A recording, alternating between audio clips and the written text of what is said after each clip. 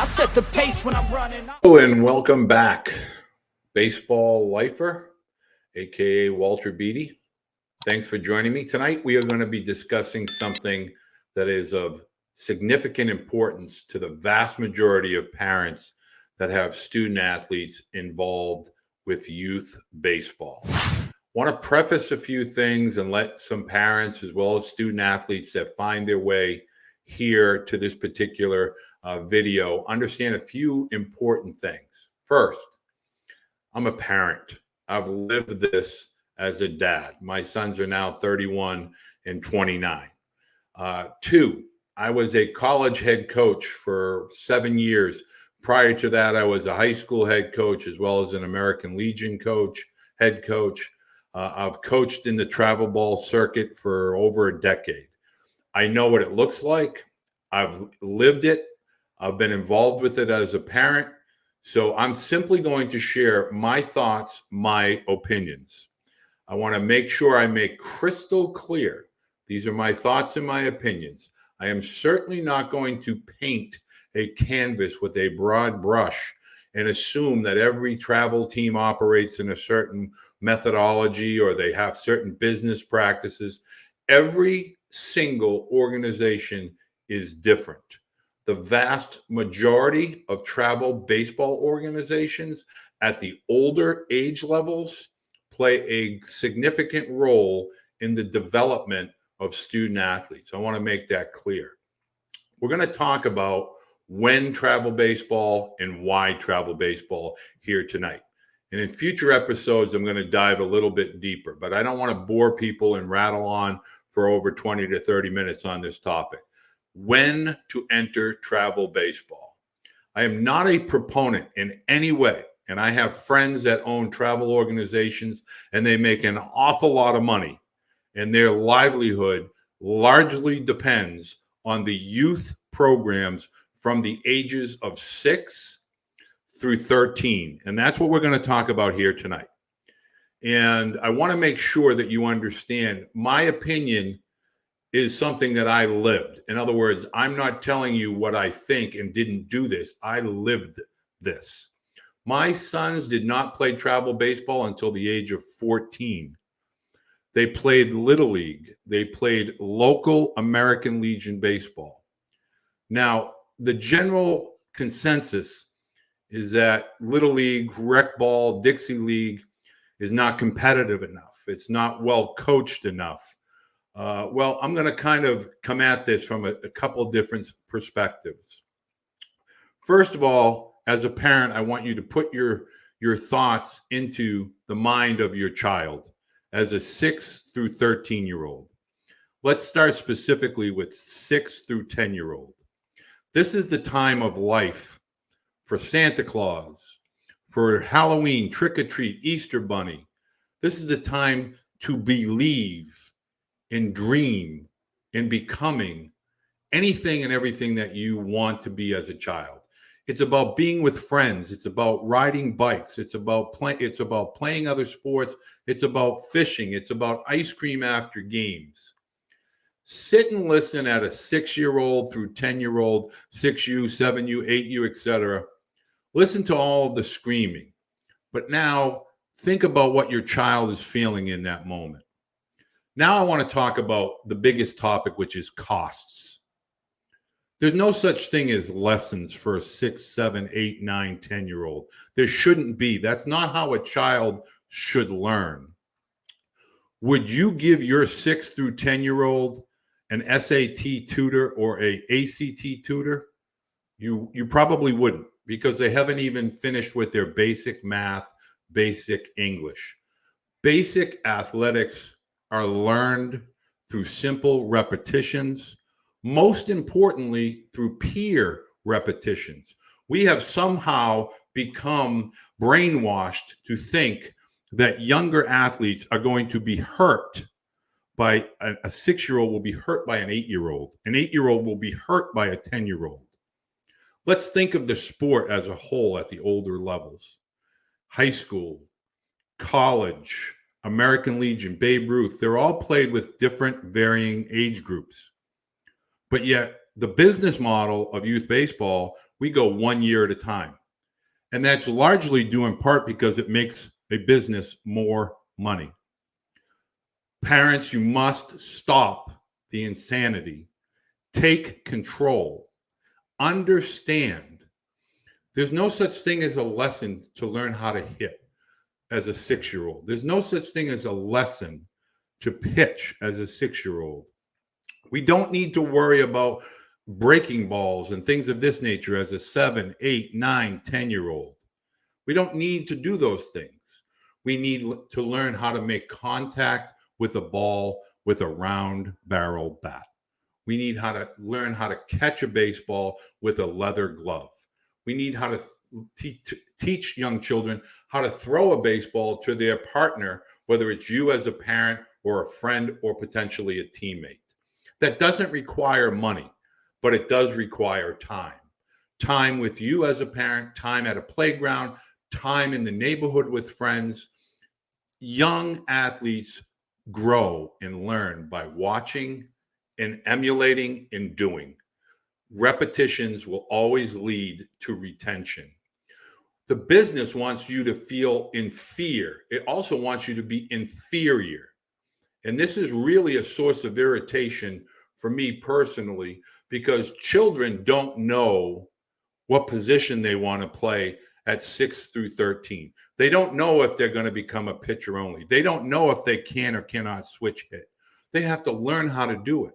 But yet we have adults that make these decisions for children that have no business telling your child that they can't learn how to switch hit, that they can't play shortstop. Even if your son is left-handed or daughter is left-handed, let them see what it looks like to be at shortstop, so they gain an awareness and a better understanding of what the position entails and what it requires. And if they're pitching, they'll know that's a hard position to play. But how do they know that if they never had the opportunity to play it?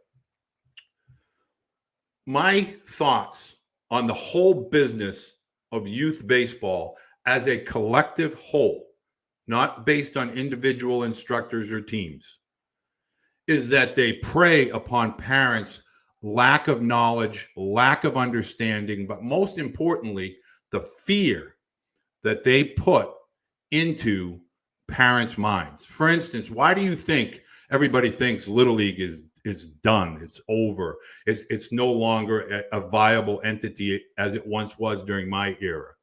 I understand that the numbers are down, but you're hearing from a business model, it's almost like they have lobbyists that want to go out and tell you, you don't want to play rec ball, you don't want to play Little League.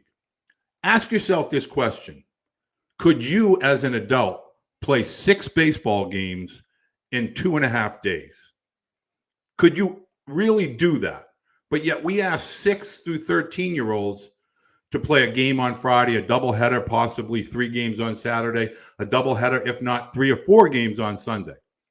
Think of what that does to young arms.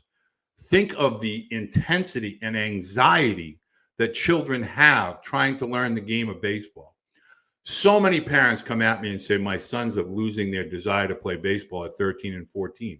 Now, some of that's natural. That's been going on for decades. That's not anything to do with the business of travel baseball. That's simply where there's alternatives, especially in today's world with technology and social media and other social interests in general. So moving away from the sport of baseball at 13 or 14 is not anything that's unique. It's fairly normal. But when you have student athletes that say it's not fun anymore, I don't have fun, think about why that's the case. Think about why they think it's a little intense. It's because it's a business. There's nothing fun about it. There's nothing enjoyable about playing a whole bunch of games. And you should never fall for the narrative that says more games create competitive awareness and competitive environment. They're game heavy and practice light. That's a bad recipe to becoming a good student. It's a bad recipe to learning to be a part of a team, to recognize what it takes to be a teammate, to be involved, to have ups and downs within a sport. We just pick up and move on to the next travel organization that promises greener pastures, more grandeur, better competition. Your son's going to get better exposure. These are all the buzzwords that parents hear.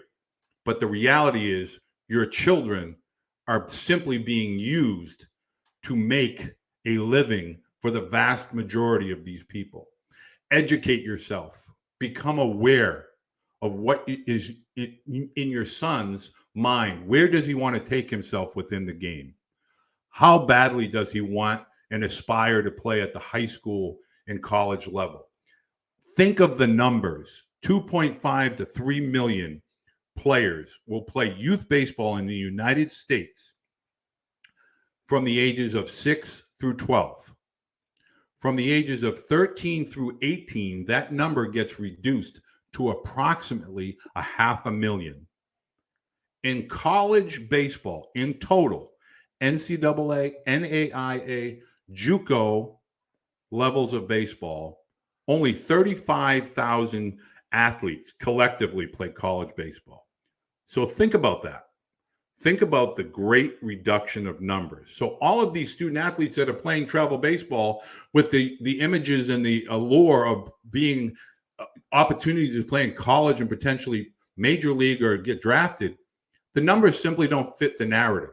Travel baseball wants to permeate an image that they have a script, that they have the blueprint, that they have had other people follow wearing their uniform and have had some measure of success. But what you don't realize is a lot of those student athletes that went on to play college baseball that played for other travel organizations might have only worn that uniform one time. I know that because my son has 4 or 5 teams that take credit for his success in baseball. The other thing I want you to know, all these hitting gurus and pitching gurus, there are some very knowledgeable people that understand the nuances of the game. But these 50-cent words and all of these things that these travel organizations with all of these gadgets and spin rates and horizontal and vertical break and exit velocities and bat speed, they're of no importance to your sons at 6 through 12 or 13.